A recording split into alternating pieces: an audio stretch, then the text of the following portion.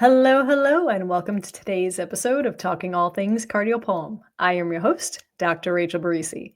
Before jumping into today's episode, I wanted to put a plug in for the Innovative Treatments Effortless Documentation Summit hosted by the Note Ninjas on May 6th, 7th, and 8th. It is a 3-day free virtual event.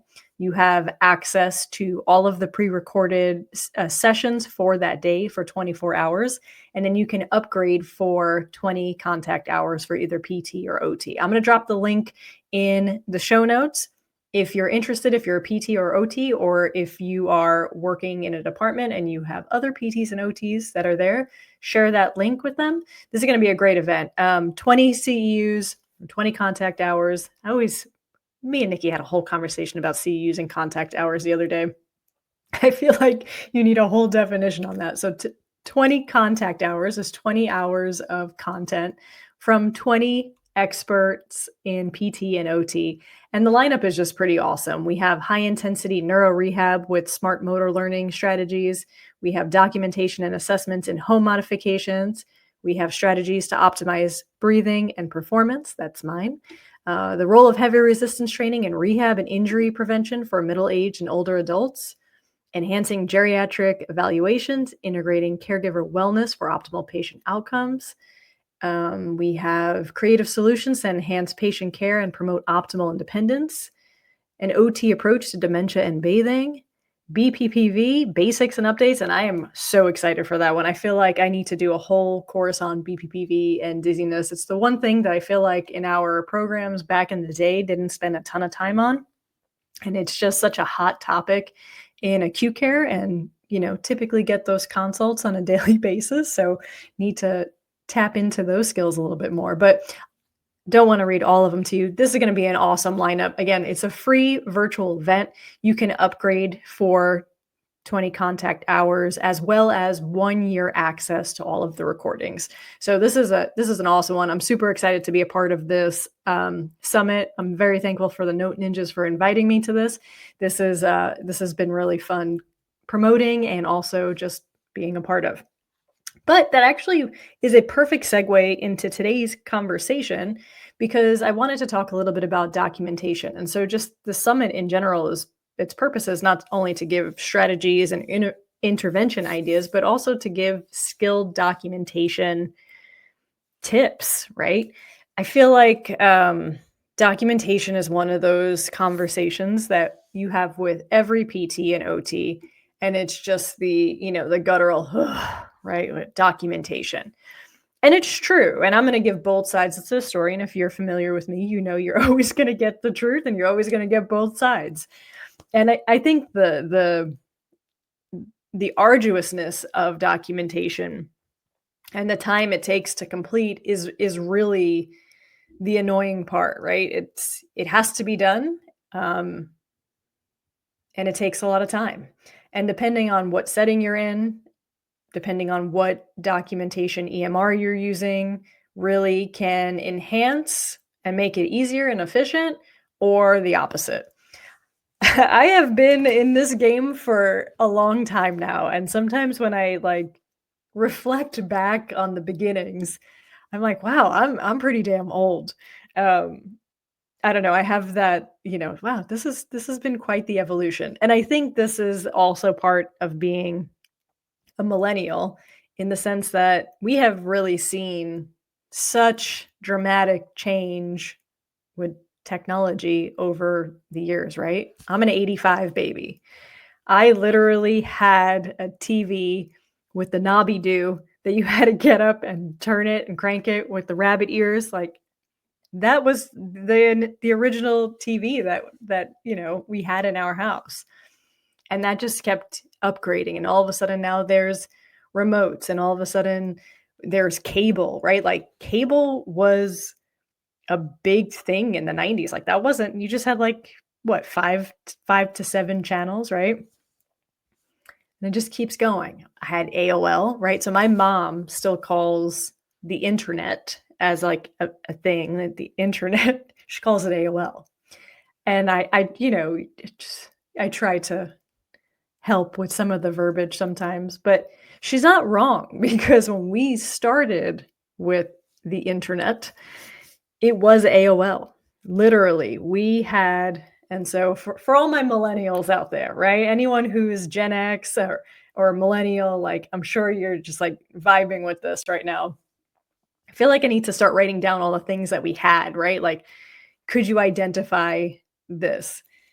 But we would get CDs in the mail from AOL for like a free, I don't know, 7-day trial. And you would need the CD to access said internet. And said internet was on dial up, like legit had a phone jack wire, sorry, in the wall. And you would have that whole long, sign in time, right? We saw so much change over the course of however many years, right? Now the change is more minutia, but we're going to talk about new changes too because I have my qualms.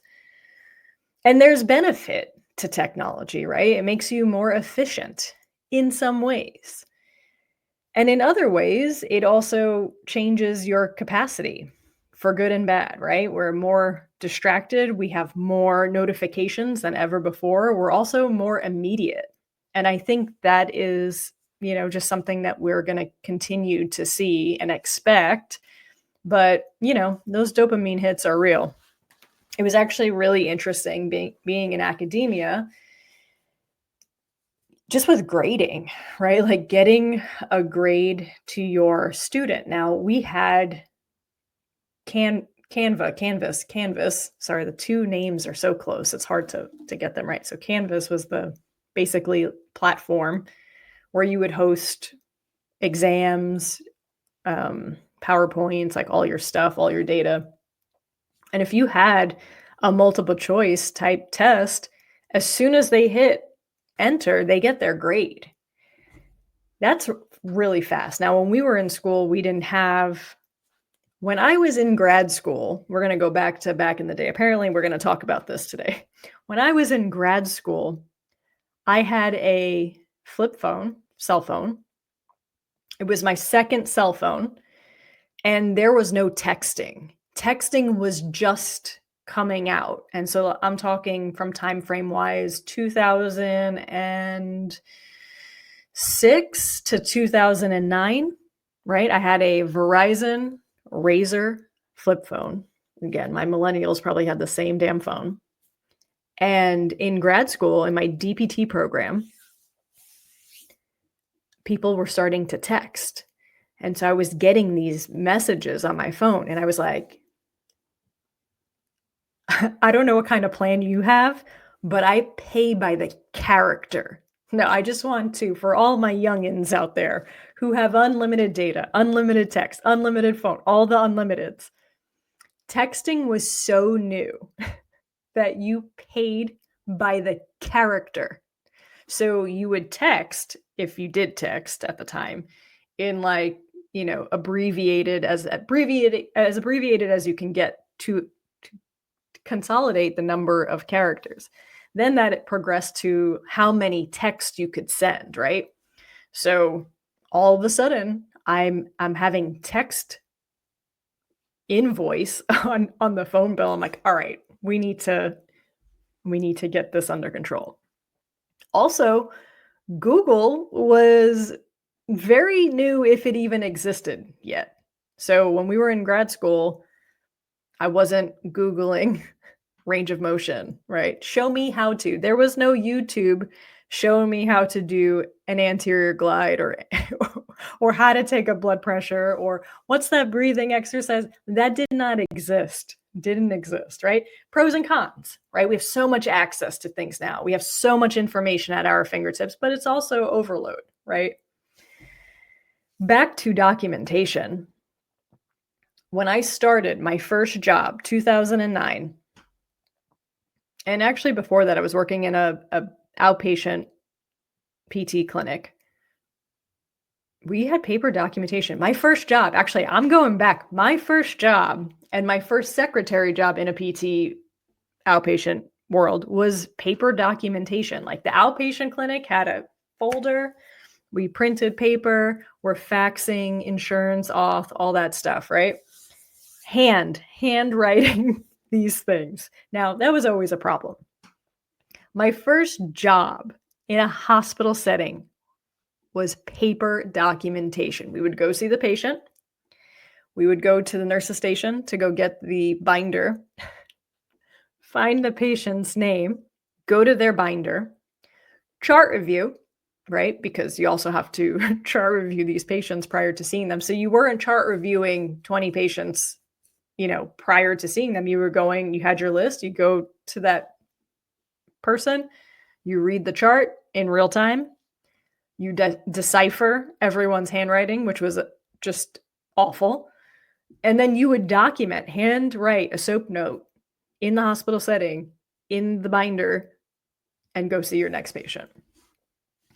Not too long after starting at the hospital, we switched to an EMR. I don't even remember the name of that EMR, but that was actually one of my favorite EMRs in hospital setting. It was kind of a combination of click and text tool. So there were a couple of click options, very few. It was very bare bones. Same for chart review, it was like very bare bones, but like you had everything you needed in one place, which was great.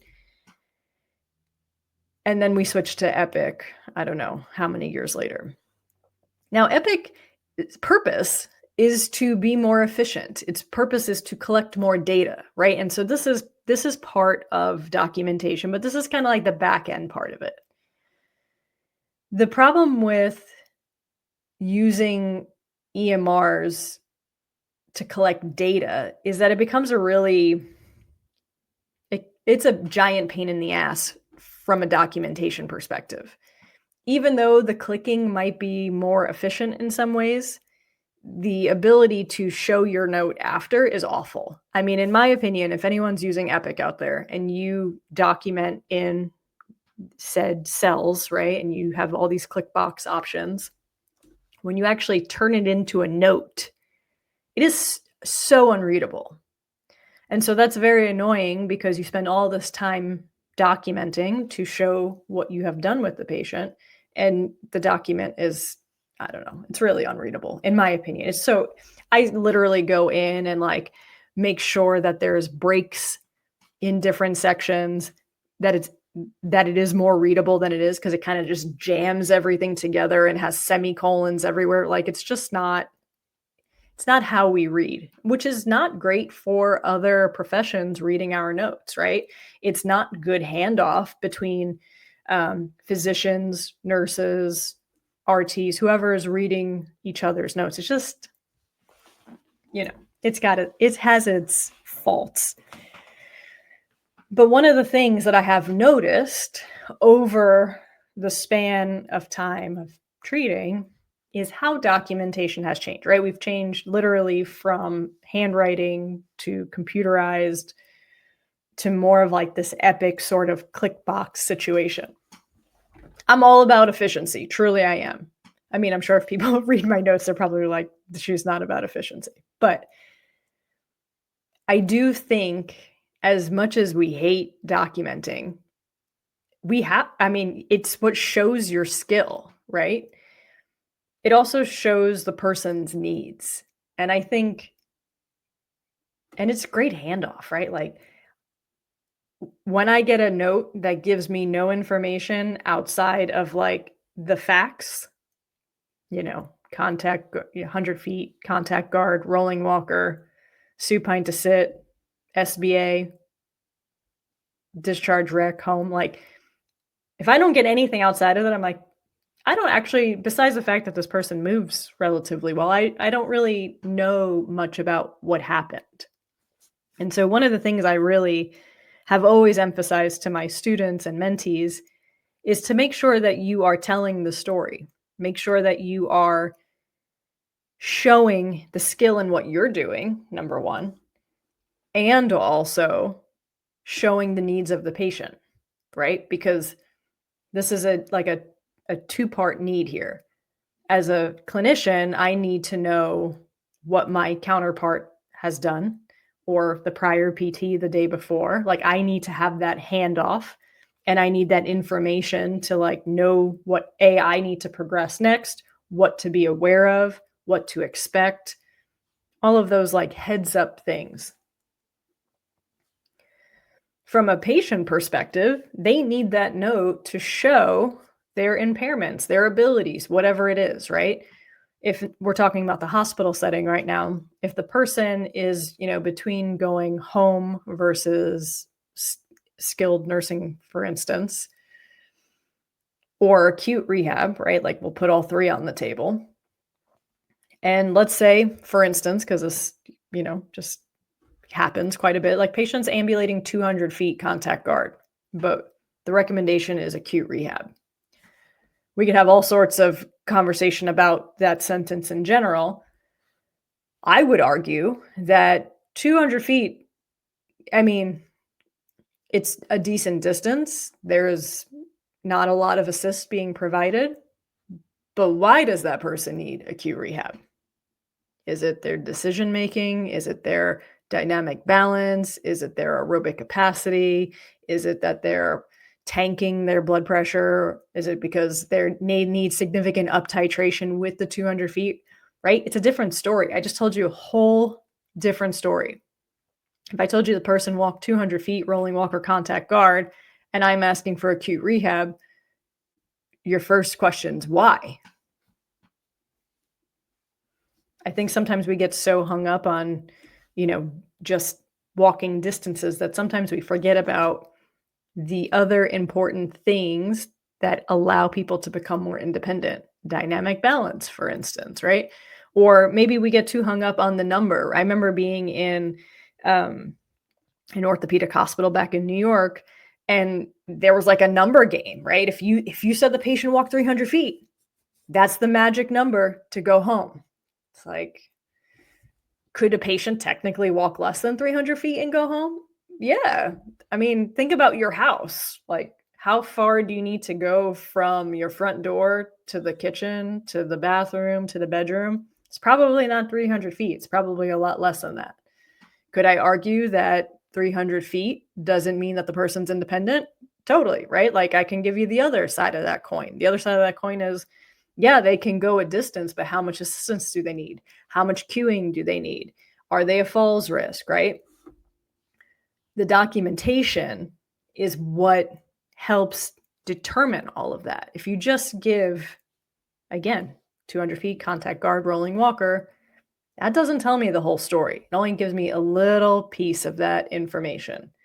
So the way I've always described documenting to students, mentees, is to create an ESPN snapshot, right? Like we're all coming off March Madness, right?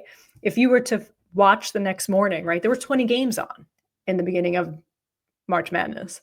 You could watch ESPN and get a good feeling of what happened. Who played who dominated, what were the faults, who won, who were the star players, what changed the outcome of the game, right? You're going to get all those big highlights. That's what documentation is. Documentation is giving those highlights. And in my opinion, it's your ability to show off the skill of what you did, the impairment of the patient, the improvement of the patient, the decline of the patient, right? That's the time that you get to highlight why this person needs to have increased assistance, why this person needs to go to an inpatient setting, post-acute care. It gives the why, right?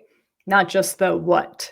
And the what is important, right? Like the objective piece of all of this is important, but the skill comes in what you're doing, how you're cueing, what you're assessing, right? For me, vital signs is such a huge part of this, right? If, for instance, I don't know, patient day before was able to sit edge of bed, maybe they stood and that was all they could tolerate and they laid back down. Well, my next question is like, well, what was the limiting factor? Was it their blood pressure? Was it dizziness? Was it pain? Was it fatigue? Was it the patient's not into it and they just said, I'm good, I'm done, right? Without that conversational piece, you're not telling the whole story. So I really think that number one, we should be identifying said impairments. We should be giving the snapshot of the session. What went well? What didn't go well? What was the vital sign response? What was the improvements that they showed today? What was maybe a backtrack? Why are you recommending whatever place you're recommending? I think that's kind of that's the whole piece, right? And I think when we start using different EMRs, it sort of affects how you are able to portray what is happening. I don't know much about Cerner. I have never used Cerner. I just know that they're the competitor to Epic. So I don't really know what their layout looks like. If anyone does use Cerner, I would love to hear kind of how that works as well. Epic's kind of been the primary EMR that I have used literally across the country. And I think the fascinating part is like we watched it come into each facility we have ever worked in. I think Nikki and I could technically be like the Epic gurus in all these places. And it's actually really interesting to see the same software be utilized differently in different institutions. It's just actually quite phenomenal how different like the doc flow sheets look, even what they call it, right? Like there's just a whole bunch of stuff with that. But we have literally seen a Epic essentially take over across the country, and also how documentation has very much changed over time. In my opinion, I think it's great to have increased efficiency. I love the ability to do like smart phrases, right? Like the things that you say a lot, the things that you document frequently, throw it into a dot phrase and save a few minutes of time. Where I start to lose the efficiency part, right? Everyone thinks the click boxes are efficient. I think when I was writing more text format versus Epic, I feel like my documentation time is damn near the same. And that text format is much more readable to the person who's, either interdisciplinary or your colleague that needs to check in. So I really think just being able to articulate what you did, describe your interventions, describe the result is so important in documentation. From a outpatient slash home health slash mobile PT, I'm going to talk from the mobile PT side. I use Jane. I think Jane is a great software. It's very user friendly. It's very plug and play. It has the ability to integrate with insurance. It has the ability to integrate with Medicare. There are third party software connection things that you have to use in order to do such things. I don't use that side of Jane, so I'm not as familiar. But if you did want to know more, I have videos on YouTube where I talk with a Jane representative showing some of that back end stuff. And it's been really nice to actually be able to customize how I want to document, which has been great. So like from a mobile perspective, my primary population is cardial pulm. That is not a very common niche across the PT world, even across like EMR type stuff, right? Jane is awesome because it has all these like built-in templates that you can basically download and customize yourself. Cardial pulm isn't one of them. So it's nice for me to know what I want and be able to literally create documentation so I can easily plug and play, and that saves me a ton of time. I've also played with the idea of trying to use voice to text, either while I'm driving or after my session or during my session to sort of speed it up. I don't really do that. I usually keep my documentation open while I'm working with the patient, and I'll just kind of jot some, trigger words while we're working together just so that I have the memory, and I'll clean it up when I get home. Everyone's got their things. I think if I have a higher patient caseload, I'll probably start documenting in the car, maybe utilize voice to text to kind of speed things up. So just having some of that conversation is really nice too, just to see how you can like create a little more efficiency and take some of the woe out of documenting, because it's probably the close to number one complaint across PTs across settings. My home health colleagues, that is not my domain. I was talking to a recent former student of mine who went into home health, and reiterated the cumbersome arduousness of the documentation that is required for home health. And, that's the hard part. It's what is required for insurance. Insurance is getting even more, aggressive with declines. The things I'm seeing just kind of across PT, even physicians, like what physicians are dealing with to get approval for medication, a surgery, a procedure, whatever it is. It's a little bit disheartening in some ways. And so those are the times where documentation is even more important, right? So really showcasing your skills, showcasing what has improved, what has declined, using your objective ability and ability to articulate what has happened in your session to show the need for either continued PT or what have you. One thing I haven't even dove into, and so if anyone is using AI for documentation and you want to talk about it, how you're using it, I would love to have you on the podcast. I know there's a few softwares out. I can't pull the name right now. I actually saw it the other day. I have my guard up a little bit with AI. And so same thing, right? Like we watched technology happen. We watched the progression. And so AI is the next progression. I'm a little nervous about how it's being utilized, how easily it is accessed, how I don't know. I have a little concern about it.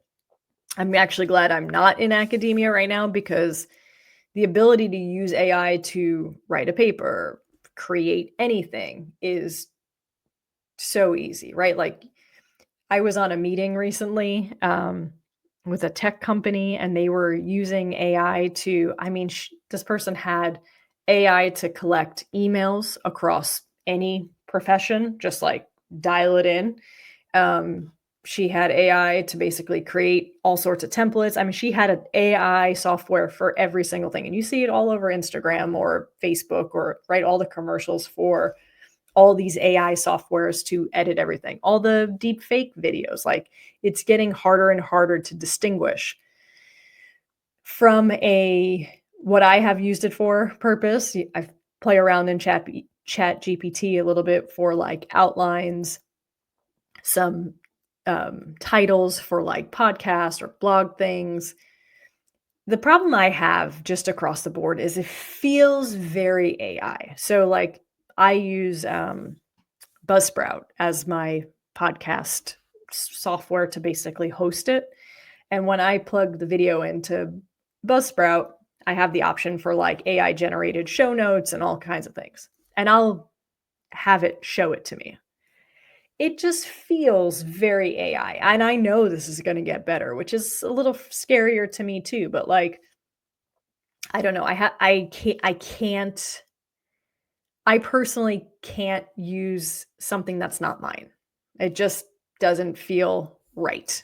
Oop, I definitely froze. Okay, I'm just gonna let that blip come out there. I just can't. I don't know if it's an integrity thing. Like I can't put something out that I didn't create. I like it for ideas. It kind of gives you some ideas on verbiage, but it feels very AI. And I can pull an AI title. Like there's just very specific words that they like to use. And it just feels not genuine. I don't know if that's the right word. But if we're using it for documentation, I'm curious how that's going to look, right? Is it going to be listening during your session and then basically compile the information? Is it going to, just basically create a SOAP note based on the things that you lay out? I don't know. I'm kind of curious to see how these work. It just makes me a little nervous because as you start doing this and using this, you become less in tune with what's being put out. And are you actually proofreading it, right? And addressing it and editing it. So I don't know. I kind of went a little bit right on this, but I'm just curious how that's gonna look, right? I'm a millennial. I've seen all these things happen. I'm a little nervous about AI and its functionality. And I will add one more piece here. the less and less we do, the less and less we create, the less and less we articulate, the less you're able to. I'm all about using it as a tool. I'm even hearing a lot of people using it as a learn, like, to teach you how to do things. I feel okay about that. Where it's pulling information from is kind of endless, right? So is the information accurate? And what happens when you start relying on something that isn't, I don't know, fact checked across the board, right? It's different from reading an article yourself and being able to pin it to that specific article. It's just giving you the information. It doesn't tell you where it got it from. And from being in academia and just kind of seeing the change in generations, and I even think about like my niece, like she's had a phone, a tablet in her hand since she was way young. I mean, she was using all these, flipping through TikTok at whatever age, right? Texting is like very common, right? What happens when you text? You get auto corrected, right? And so I feel like the ability to actually spell, right? I'm just going to break it down as honest as it is. Like, spelling is a problem. And because everyone has autocorrect or Grammarly on their computer, if you ask someone to, write this out, the grammar is not great. The spelling is not great. And the more and more we depend on and utilize other information, I just kind of question our intellectual abilities across it. So I know I went a little bit right, but it's kind of been a concern. I even think about GPS, right? Again, another thing that we saw change over time. Back in my day, I mean, when we were kids, we had maps. We had maps in the car, like legit maps to get. I remember like Hershey Park. We're driving to Hershey Park in Pennsylvania, and there's like a map, like a legit map navigating it from New York. When I played basketball and was travel basketball, we had MapQuest. That was like a big deal. You put in the address to and from, and you had the printout of where to go. Now you jump in the car, it knows that I'm like going to work. It tells me, okay, go to work. You click it, even though you know how to get there, and you just start relying more and more on technology to kind of do all the things. That makes me I'm a little worried about it. But with that being said, I feel like we really need to take ownership of our documentation. Make sure that we are showing skill, not that we're just clicking the box and getting it done. Trust me when I say I would love to just say bing, bang, boom, send it off. I can't do it because I think it's probably a little integrity thing. I don't know. I just have to this is what we did. I want to showcase it. The good, the bad, the ugly, the pros, the cons, the highlights. Gotta let them know. So if you are interested in having some more documentation tips, even some intervention ideas, get a different take, check out that 3-day virtual event hosted by the Note Ninja. It's going to be awesome. In my presentation, I do all sorts of examples of documentations with my strategies that I use, right? I pretty much go through my 4 primary strategies I use on a day-to-day basis. To be honest, I use all of them today. I really think it's important that you have like words to put behind things. And sometimes Nikki and I kind of go back and forth about it too. I'm like, hey, how would you say this? And just being able to articulate what you did, how you did it, what the outcome was, what the, big event was in that time period is important, right? In the world of cardiopulm, you have like 4 primary impairments that you see: impairment of gas exchange, impairment of ventilation, impairment of aerobic capacity, impairment of airway clearance. I was trying to think of what my 4th one was. Those are your like primary problems. What does your person have, right? If your person has oxygen needs, they're wearing oxygen, you're up titrating, they have an impairment of gas exchange.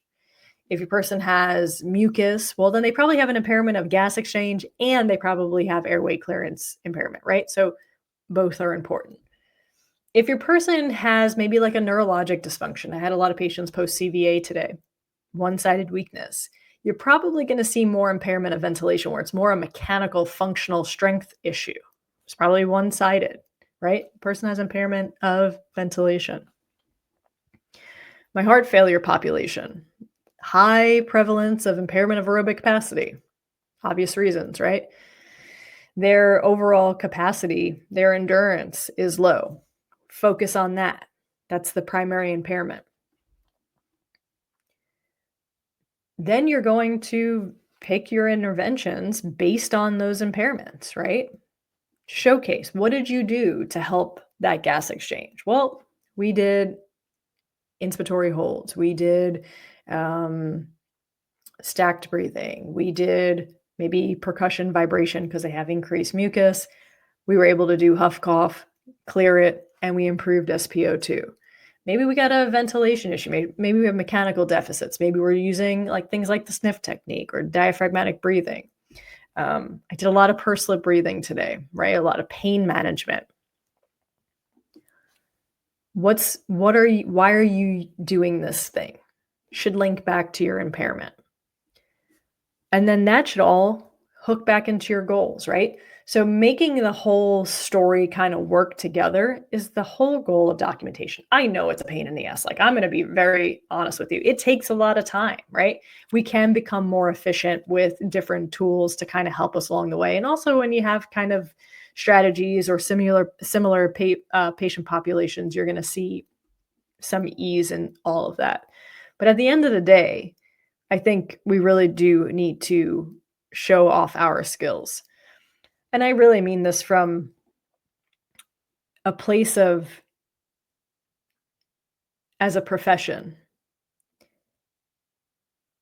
showcasing what we do is so important. I think I have this conversation once a day, once a week, where we have such a wide breadth of knowledge in PT. And I think we need to do a better job of showcasing what we can do. In the acute care setting, we talk about the example of, walking patients. It is just something that drives me up the wall that's what we go back to. It's like, oh, are you going to walk my patient today? There might be walking involved. There might be. We might be doing gait training. We might be ambulating for endurance. We might be. But there's context, right? And I think documentation gives that context. It also shows your skill. We don't just walk patients. It drives me up the absolute wall. Those stereotypes exist in every setting. Part of undoing stereotypes is showing your worth, showing your skill. Documentation is a piece of that puzzle. So when you're having your documentation woes and this is a giant pain in the ass feeling, remember that this is part of showcasing you, showcasing your patient, right? It's the ESPN snapshot. Show your skill, show the impairments, show the improvements, make the impairments meet the interventions, which match your goals, right? That's the whole big picture of this whole thing. And then having the words to put around it.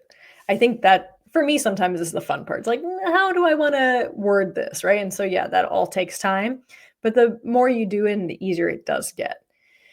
We're going to continue to see technology be a part of this conversation.